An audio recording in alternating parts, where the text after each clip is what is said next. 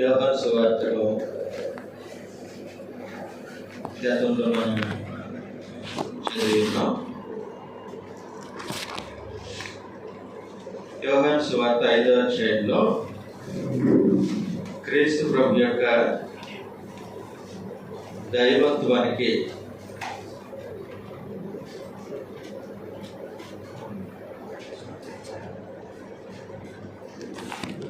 రుజువులు అక్కడ చర్చింపబడ్డాయి. చెప్పండి, 5వ అధ్యాయంలో ఏ సంగతులు ఉన్నాయి?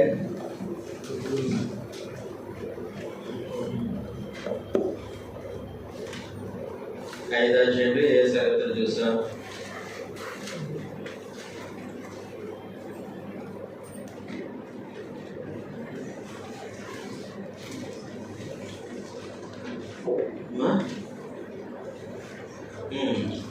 పక్షవాయువు కలిగిన వారిని స్వస్థపరిచారు.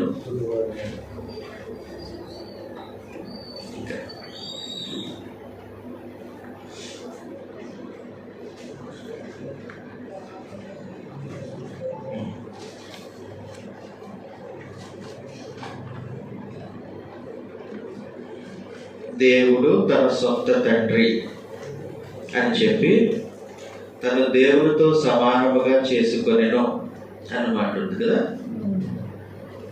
కాబట్టి యోహాను గారు క్రీస్తు ప్రభు యొక్క దైవత్వాన్ని అక్కడ మరొకసారి రుజువు చేశారు. అంతేకాదు, ప్రభు దేవుడు ఎలాగో జీవం కలిగి ఉన్నారో కుమారుడు కూడా తనంతట తానే జీవం కలవాడేటకు కుమారునికి అధికారం అనుగ్రహింపబడింది అని అన్నారు. దేవుడు మానవుని సృష్టించినప్పుడు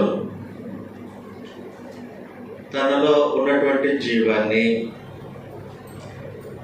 మానవునికి అనుగ్రహించారు. ఆదికాండం 2వ అధ్యాయం 7వ వచనంలో,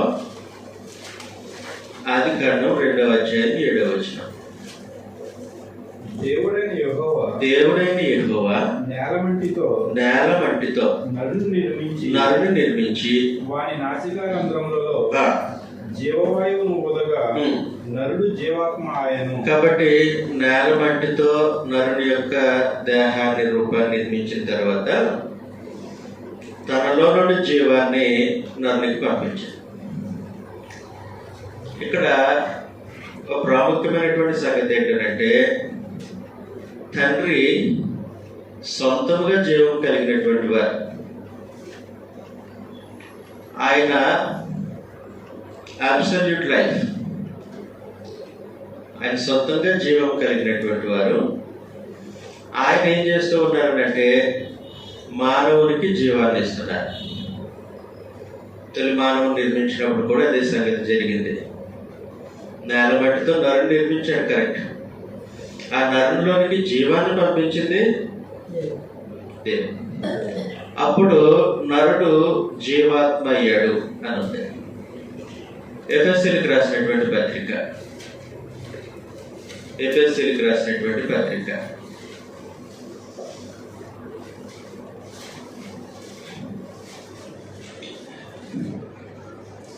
4వ అధ్యాయం 18వ వచనంలో, ఎఫెసీ 4:18, వారైతే అంధకారమైన మనసు గలవారై తమ హృదయ కాఠిన్యము వలన తమలో ఉన్న అజ్ఞానము చేత దేవుని వలన కలుగు జీవములో నుండి వేరుపరచబడిన వారే. అంటే జీవం ఎవరి వలన కలుగుతుంది? ఎందుకు? మనిషి తనంతట తాను జీవం కలిగి ఉండలేడు. దేవుడు జీవాన్ని అనుగ్రహిస్తారు. దేవుడు అనుగ్రహించినటువంటి జీవంతో మనిషి ఉంటాడు. కాబట్టి తండ్రి అనేటువంటి దేవుడు జీవం కలిగిన దేవుడు, జీవం పొందిన దేవుడు కాదు. కలిగి ఉండటానికి పొందుకోవడానికి వ్యత్యాసం ఉంది. కలిగి ఉండడం అంటే సొంతంగా కలిగి ఉండడం, పొందుకోవడం అని అంటే ఎవరు ఇస్తే వచ్చింది. ఈ రెండింటికి చాలా వ్యత్యాసం ఉంది. తండ్రి అనేటువంటి దేవుడు జీవము గల దేవుడు. ఏప్రిల్కి రాసినటువంటి పత్రిక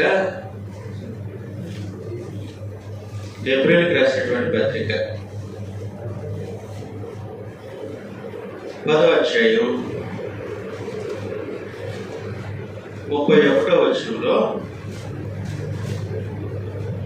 జీవము గల దేవుని చేతిలో పడుట. కాబట్టి తండ్రి జీవం గలవారు, తనంతట తానే సొంతంగా జీవం కలిగిన వారు. తిమోతికి రాసినటువంటి మొదటి పత్రిక 3వ అధ్యాయము 16వ వచనంలో 15-16 చదువుతాం. అయినను నేను ఆలస్యం చేసినగా దేవుని మందిరములో అనగా జీవము గల దేవుని సంఘములో. కాబట్టి దేవుడి గురించి పరిశుద్ధ గ్రంథం ఏం తెలియజేస్తుందంటే ఆయన జీవం గల దేవుడు, తనంతట తానే జీవం కలిగినటువంటి వారు. ఆయనది అబ్సల్యూట్ లైఫ్, మానవుడిది డెలికేటెడ్ లైఫ్. అంటే జీవాన్ని దేవుడు ఇస్తే మనకు వచ్చింది తప్ప మనం సొంతంగా జీవం కలిగినటువంటి వారు కాదు. తండ్రి అయినటువంటి దేవుడు సొంతంగా జీవం కలిగినటువంటి వాడు. అది ఆయన దైవతత్వం. అయితే ప్రభు ఏమంటున్నారంటే యోహాను సువార్త 5వ అధ్యాయంలో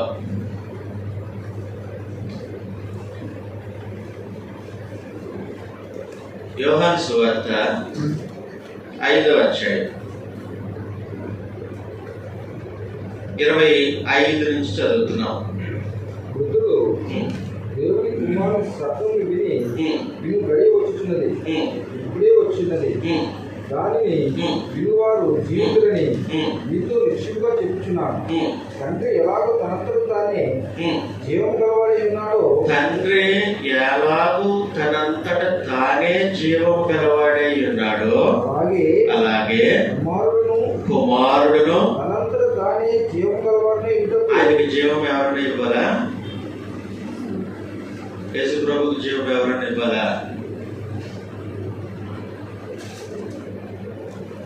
తండ్రి దేవునికి జీవం ఇవ్వాలి ఎవరైనా? తనంతట తానే. మరి ప్రభు ఏం చేస్తూ తనంతట తానే జీవం కలిగిన వాడు. కాబట్టి క్రీస్తు ప్రభు యొక్క దేవతత్వాన్ని అక్కడ చూపిస్తూ ఉన్నారన్నమాట.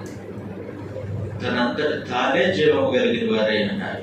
అంటే తండ్రి దేవుడు ఎలాగైతే అబ్సల్యూట్ లైఫ్, ప్రభు యేసు కూడా అలాగే అబ్సల్యూట్ లైఫ్ కలిగి ఉన్నారు. ఏ మానవుడు కూడా అబ్సల్యూట్ లైఫ్ ఉండదు. ఏ మానవునికైనా డెలికేటెడ్ లైఫే, అంటే అనుగ్రహింపబడినటువంటి జీవమే ఉంటుంది. తండ్రి దేవుడు తనంతట తాను జీవం కలిగిన వారు, అలాగే ప్రభు యేసు కూడా తనంతట తానే జీవం కలిగినట్టు. అందువల్ల తండ్రి ఎలాగైతే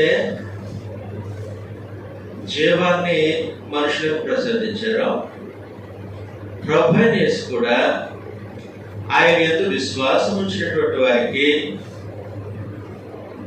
జీవం కలగటానికి ఆయన తన ప్రాణం పెట్టారు. ఆయన ద్వారా జీవం కలగటానికి ప్రాణం పెట్టారు. కాబట్టి ఇదే యోహాను సువార్త 10వ అధ్యాయంలో, యోహాను సువార్త 10వ అధ్యాయం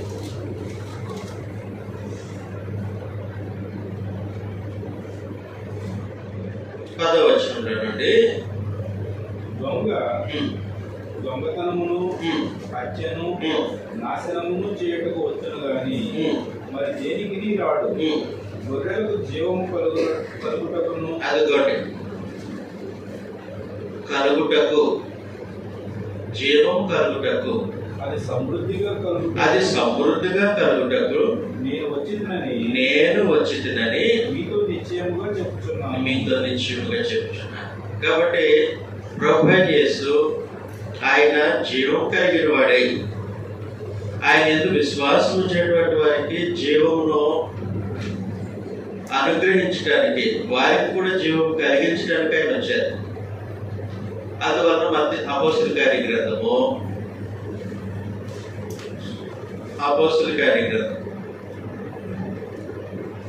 3వ అధ్యాయం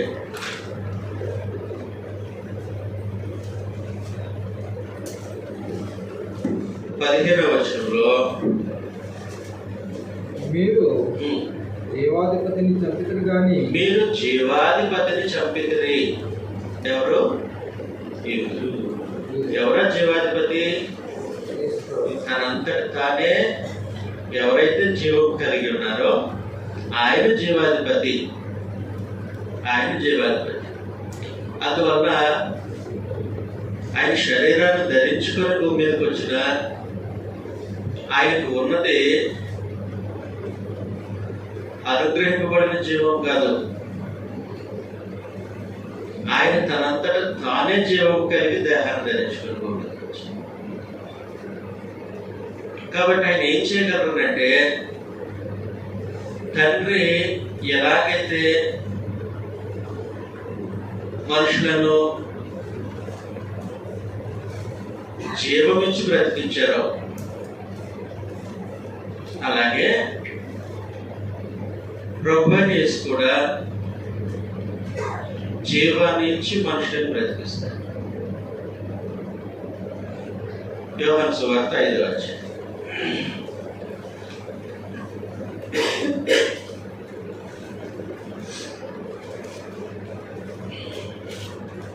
21వ వచనంలో తండ్రి మృతులను ఎలాగూ లేపి బ్రతికించును, అలాగే కుమారుడును తనకిష్టము వచ్చిన వారిని బ్రతికించును. అంటే ఏంటి? ఏ బ్రతుకు కోసం మాట్లాడుతున్నారు?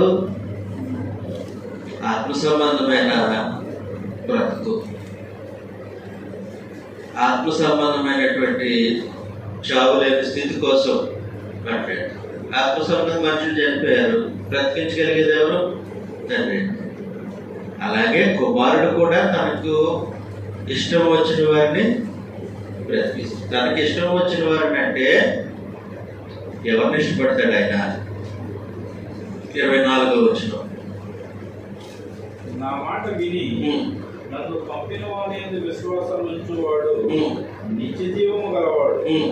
వాడు తీర్పులోనికి రాక మరణంలో నుండి జీవంలోనికి దాటి ఉన్నాడని మీతో నిశ్చయముగా చెప్తున్నాను. కాబట్టి ఎవరైతే ఆయనను ఆయన పంపిన వారి యందు కూడా విశ్వాసం ఉంచుతారో అలాంటి వారిని ఆయన బ్రతికిస్తారు. అంటే అలాంటి వారికి ఆయన జీవాన్ని అనుగ్రహిస్తారు. కాబట్టి 5వ అధ్యాయములో చర్చింపబడినటువంటి సంగతులు క్రీస్తు ప్రభు యొక్క దైవతత్వాన్ని గురించి రుజువులతో అక్కడ చూపిస్తూ ఉన్నారనమాట. చదువుతుంది కదా. కాబట్టి తండ్రి తనంతట తాను జీవం కలిగిన వారు, ప్రభు కూడా తనంతట తానే జీవం కలిగిన వారు. ఇది 5వ అధ్యాయంలో ఉన్నటువంటి సత్యం.